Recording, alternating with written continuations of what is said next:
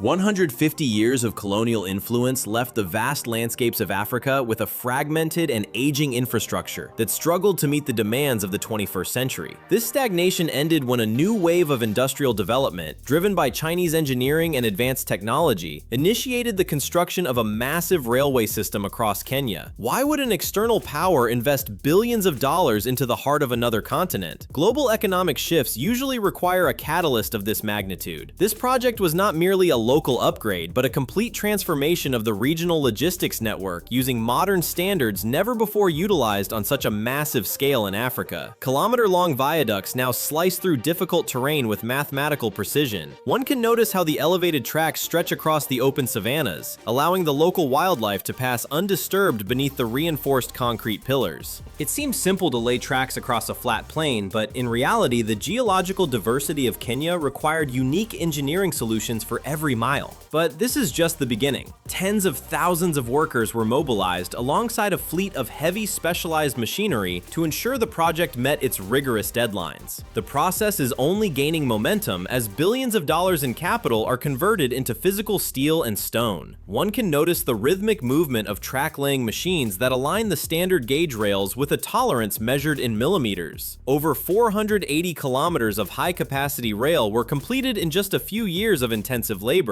The equipment gradually moved across the landscape, transforming the ancient trade routes into a high-speed corridor for freight and passengers. Everything only gets more complicated when considering the integration of automated signaling systems and modern operating technology. It only looks obvious that such a project serves a singular purpose, but in reality, the strategic motivations behind this mega infrastructure involve a complex web of international trade and long-term economic positioning. The camera glides along the polished surfaces of the new stations, where digital management systems now control the flow of traffic. The physical construction phase concludes, leaving behind a finished artery that redefines the economic geography of the entire region. Thus, the railway enters its operational life, marking the completion of one of the most significant engineering feats in modern African history. 480 kilometers is the total length of the modern transport artery connecting the port of Mombasa with Nairobi. Why was such a massive scale of reconstruction necessary for the East African region? It would seem that the existing tracks left by the British colonial administration could have been modernized with less effort. But in reality, the legacy infrastructure had reached such a state of deterioration over many decades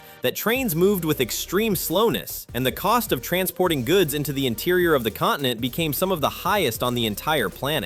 China proposed building an entirely new railway network within the framework of the Belt and Road Initiative, transforming a critical infrastructure gap into a calculated strategic advantage. In 2014, the implementation of this project began with a loan of approximately $3.8 billion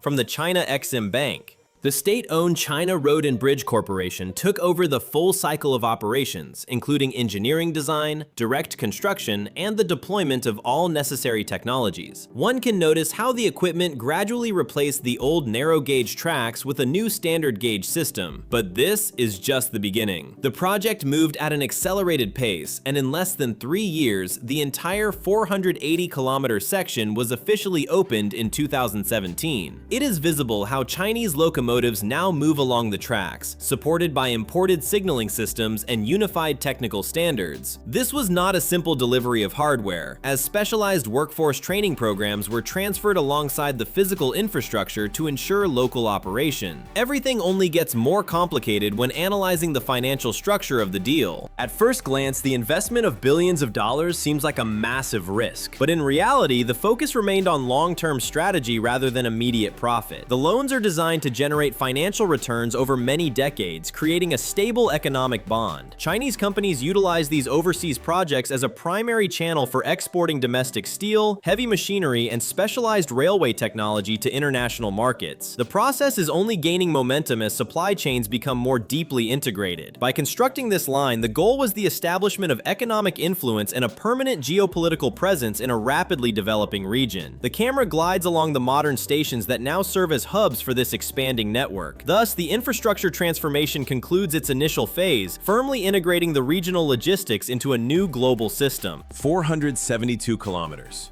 That is the exact length of the railway line finalized by engineers to connect the port of Mombasa to the capital city of Nairobi.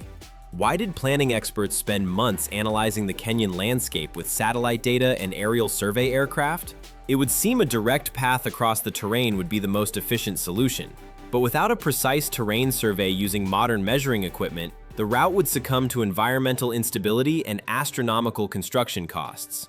Modern engineering teams identified a path that prioritizes elevated railway structures to ensure stable foundations across diverse topographical zones. This strategic positioning allows trains to operate continuously and safely, regardless of the underlying soil conditions. But this is just the beginning. Hundreds of bulldozers and grading machines deployed across the corridor to begin the physical transformation of the Earth. High mounds are cut down while lower areas are filled in to rectify the sandy and uneven landscapes of the region. The goal is the creation of a balanced surface capable of supporting the immense weight of heavy construction equipment. Each section of the ground undergoes a process where it is scraped, leveled, and inspected under the constant supervision of surveying teams. One can notice how specialists continuously measure elevation and slope to maintain accuracy across dozens of kilometers of natural terrain. Excess soil and sand move away from the site via conveyor systems and heavy trucks, leaving behind a flat construction zone. The process is only gaining momentum. Groundwater is sprayed across the loose soil using water pipelines and long spraying arms to initiate stabilization. Engineers realize that adding controlled moisture allows sand particles to bind together more tightly for a denser base. It is visible how the water gradually penetrates into the lower layers of the soil to reach the required saturation level.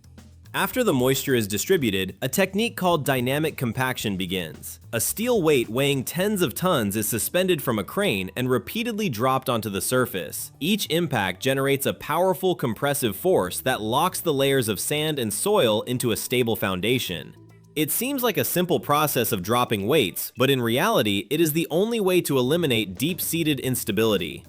Heavy rollers move back and forth across the dampened surface immediately following the crane's impacts. The deep rumble of the steel drum signifies the removal of air pockets as the rollers transform soft soil into a uniform foundation. One can notice the surface hardening under the sunlight until it is strong enough to support cranes and concrete mixers. Once the sand reaches maximum density, dump trucks begin unloading the characteristic red soil of the Kenyan region. This secondary layer adds additional weight and structural integrity to the stabilized sand beneath. Everything only gets more complicated as the foundation must now prepare for the weight of the massive infrastructure components. Bulldozers push and level the red soil, while heavy rollers compact it into a dense, solid base layer. This reinforced ground is designed to withstand the pressure of concrete beams and columns weighing between 40 and 60 tons. These massive elements will eventually form the viaducts and elevated sections of the railway line. Specialists ensure that the compaction is even, preventing any future shifting of the heavy railway structures. The transition to the next level of construction is now possible because the Earth has been transformed into a predictable engineering platform. On the reinforced and compacted ground, the project moves toward the assembly of the primary structural supports.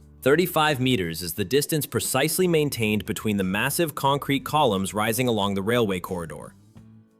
Why are these bridge piers positioned with such standardized regularity across the plains? While it seems like a simple matter of placement, this specific interval is calculated to optimize the stability of the entire viaduct structure while simultaneously neutralizing the physical effects of thermal expansion. Each of these vertical supports reaches a height of 15 meters and possesses a total mass of nearly 90 tons, varying slightly based on the local terrain and the specific structural load requirements of the section.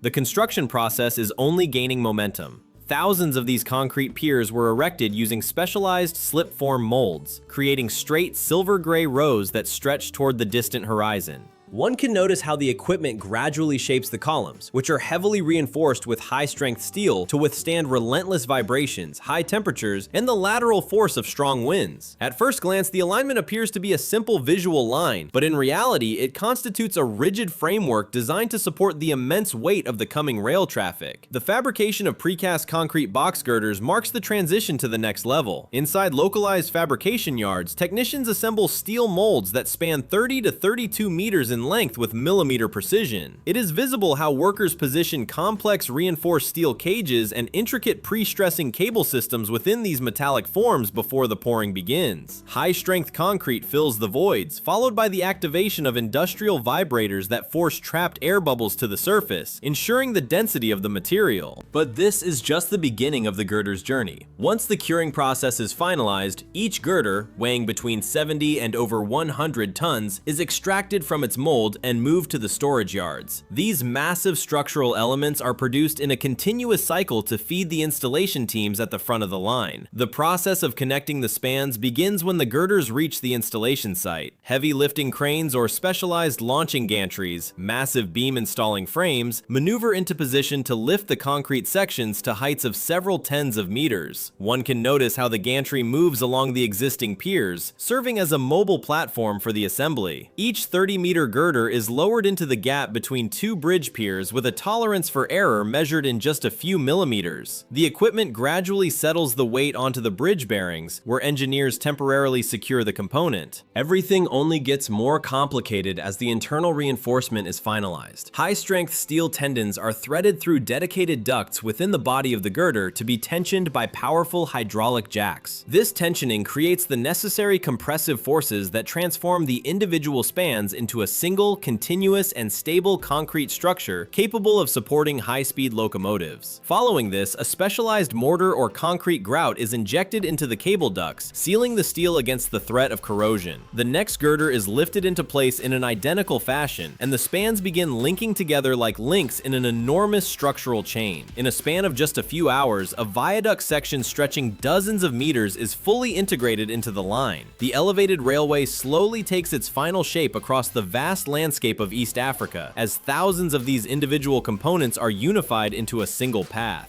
The structural backbone of the modern railway is now firmly established across the plains. 1,200 degrees is the temperature the industrial furnace reaches as it prepares heavy steel blooms for transformation. Inside the manufacturing plant, these massive rectangular blocks are organized in long, orderly rows within the raw material storage zone, each unit weighing several tons. Overhead cranes glide along their tracks to lift the billets, while automated conveyor systems gradually transition the metal toward the heat source. Why must the steel be subjected to such intense thermal energy before the rolling process begins? At first glance, the metal appears indestructible in its solid state, but without this specific heating phase, the steel would remain too brittle to withstand the immense mechanical pressure required to alter its physical dimensions. The process is only gaining momentum. One can notice how the steel billets exit the furnace glowing with a bright orange radiance. At this stage, the metal maintains a temperature of approximately 1,000 to 100 degrees, ensuring it is soft enough to be elongated without fracturing. The billets move directly into the rolling mill, entering a long sequence of specialized rolling stands. Here, specially designed steel rollers apply enormous pressure, squeezing the metal as it passes through each set of machinery. It is visible how the thick rectangular billet becomes longer and thinner with every successive pass, gradually adopting the familiar geometry of a modern rail. Precision is the priority during this elongation. Rolling stands are machined to form the three critical segments of the rail profile: the head for supporting train wheels, the web for load distribution, and the wide foot that anchors the structure. A billet that began only a few meters in length can extend until it measures 100 meters or more. Powerful motors regulate the rotation speed of the rollers to ensure a perfectly even flow of material, while electronic sensors continuously monitor alignment. Heat waves and sparks fill the air as the thunderous machinery stretches each glowing beam into its final geometric shape. It gets more complex further on. The rail exits the final stand with its profile fully defined. 1,600 sleepers are required for every single kilometer of a standard railway track. While the rails provide the path, these concrete components provide the essential stability for the entire system. At first glance, they seem to be simple blocks, but in reality, they are precisely engineered to maintain the distance between the two rails. In the factory, high-strength concrete is poured into steel molds measuring 2.5 meters in length. Before the pouring begins, steel cables are tensioned inside the molds to provide pre-stressing, which increases the load-bearing capacity of the finished product. The equipment gradually fills each mold to the brim. Each sleeper weighs between 250 and 300 kilograms once the concrete reaches its required strength and is removed from the formwork. Technicians then fit the blocks with elastic rail clips, steel base plates, and fastening bolts. These components are designed to secure the rail firmly to its base, preventing any lateral movement during operations. The sleepers are eventually installed at intervals of 60 centimeters, transferring the massive weight of passing trains down through the ballast layer. This distribution ensures the foundation remains stable and the track stays reliable for long-term use. The material is ready to move to the next processing phase without haste.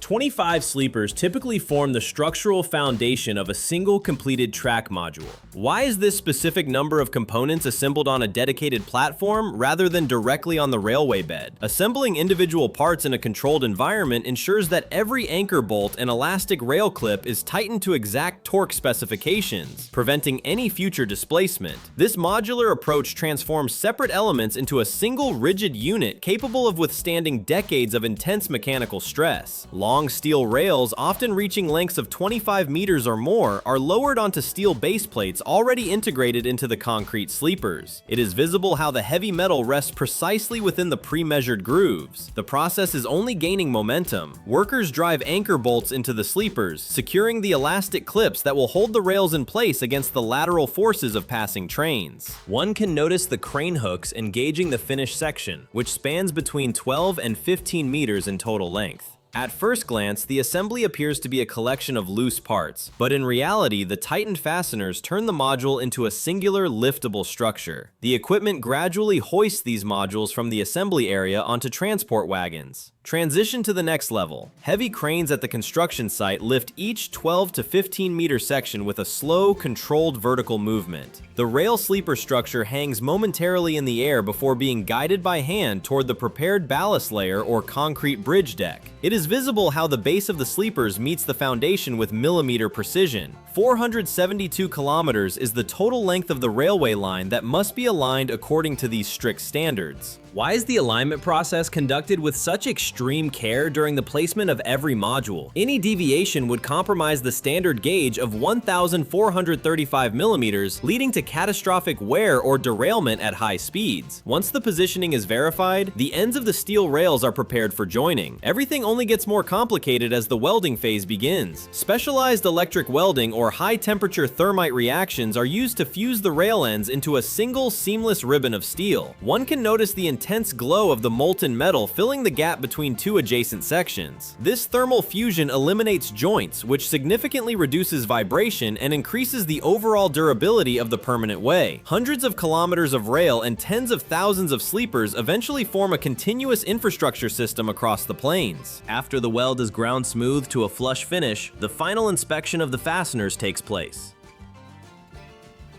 This systematic repetition of lifting, positioning, and welding allows the project to advance across the landscape with industrial speed.